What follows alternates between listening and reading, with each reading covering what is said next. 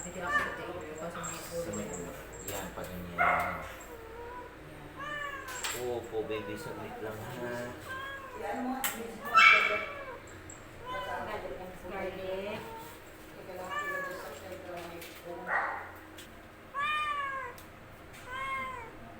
Wala. Wala naman ako. Wala pa akong nakikita. Wait lang. Garlic. Wala pong sulod. Dugo po yun ako or nana. Ano siya. Mali.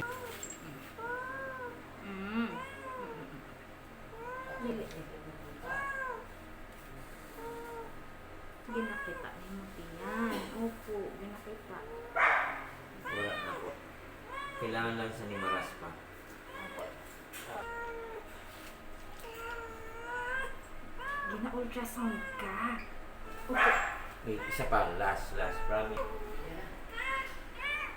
Ayaw. Garlic. Oo, kapangagan. Wala pong sulod. Infection lang po talaga kasi mummified fetus na po itong nilabas niya sa aming magandunot na. Opo. Delikado na po ito sa iya. May infection na po yung sa po sepsis. Dili lang pa lang gayot ang example na po. So, paano? Siya ng antibiotic. Tatagaan ko yun na siya sin makusip-kusip ng antibiotic. Andas pa? Ma-i-reseta po ako. Dili actually raspa na.